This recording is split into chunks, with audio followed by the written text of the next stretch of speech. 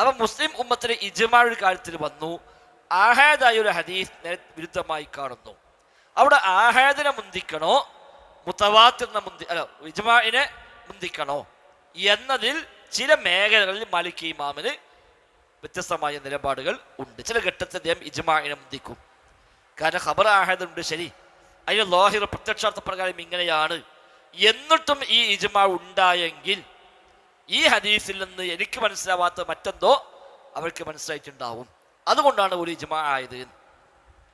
രണ്ട് സാധ്യതയാണല്ലോ. ഒന്നുകിൽ മുസ്ലിം ഉമ്മത്ത് ഒന്നാകെ ഈ ഹദീസിനെ തള്ളിക്കളഞ്ഞു പറയണം, അതുണ്ടാവില്ല.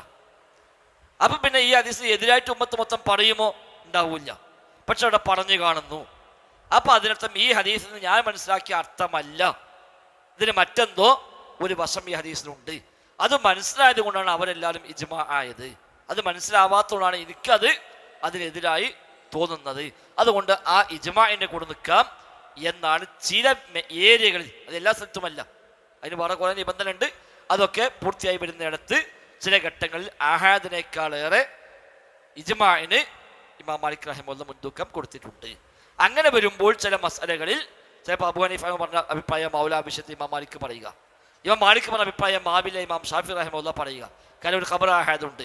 ആ ഖബർ ആഹാദിനെ അസ്ലായി സ്വീകരിച്ചുകൊണ്ട് തെളിവ് പറയുന്നവരുണ്ടാവും, ആ ഖബർ ആഹാദിനെ മാറ്റി വെച്ചുകൊണ്ട് ഇജ്മാ പ്രകാരം തെളിവ് പറയുന്നവരുണ്ടാകും. അതുകൊണ്ട് തന്നെ അവിടെ ഹുക്മിൽ രണ്ട് മദ്ഹബിൽ രണ്ട് രൂപത്തിലുള്ള വിധിയാണ് വരിക. അത് അബദ്ധമല്ല. അവിടെ എല്ലാവരുടെയും നിലപാട് ശരിയാണെന്ന് പറയാൻ നമുക്ക് പറ്റുകയുള്ളൂ. ഉണ്ടാവും.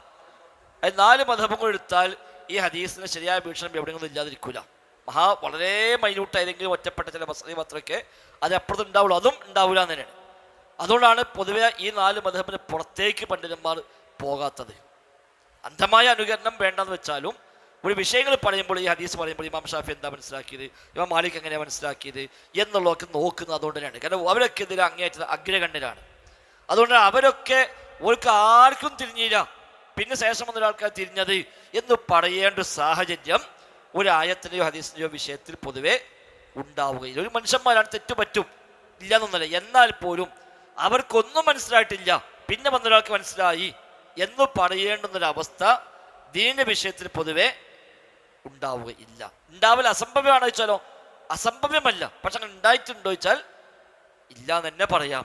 ഒരു 99% മസലകളും ഏതെങ്കിലുമൊക്കെ ഇവര് 4 ആരെങ്കിലുമൊക്കെ ഒരാൾ ആ വിഷയത്തിൽ ശരിയായ ഒരു നിലപാട് പറഞ്ഞു പോയിട്ടുണ്ടാകും. ചിലപ്പോൾ അതിൽ ഒരു പക്ഷേ സ്ഥിരപ്പെട്ടെടുത്ത് വന്ന വിഷയ വ്യത്യാസം ഉണ്ടാവും. ഹദീസ് സ്വഹീഹ് ആയതിനെ സ്വഹീഹ് അല്ല എന്ന് മനസ്സിലാക്കിയിട്ട് ചിലപ്പോൾ അതിനെതിരെ പറഞ്ഞു പോയിട്ടുണ്ടാവും.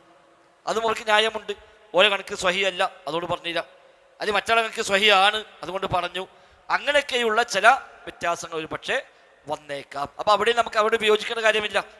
ഓർക്ക് മനസ്സിലായ ന്യായം ഒരു പറഞ്ഞിട്ടുണ്ട്, ആ ന്യായപ്രകാരം വിധി പറഞ്ഞത്.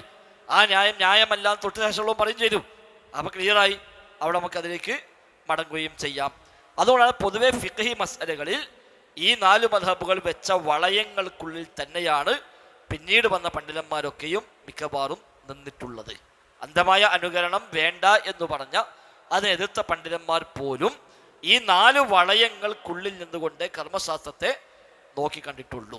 അത്രേ കഴിയുള്ളൂ. അതിന് അപ്പുറത്തേക്ക് അതിനൊക്കെ ഓവർടേക്ക് പോയിട്ട് ഒരു 5ാമത് വളയം ഉണ്ടാക്കി പോവുക എന്നുള്ളത് ചെറിയ കാര്യമൊന്നുമല്ല. അതിൻ്റെ ആവശ്യവും വരുന്നില്ല. പിന്നെ അതിൽ വന്ന അബദ്ധവും മറ്റൊക്കെ ഉണ്ടെങ്കിൽ ആ അബദ്ധത്തെ മനസ്സിലാക്കി അത് എന്താണോ കൂടുതൽ പ്രബലമായത് അതിലേക്ക് പോകണം എന്ന് മാത്രമേ ഉള്ളൂ.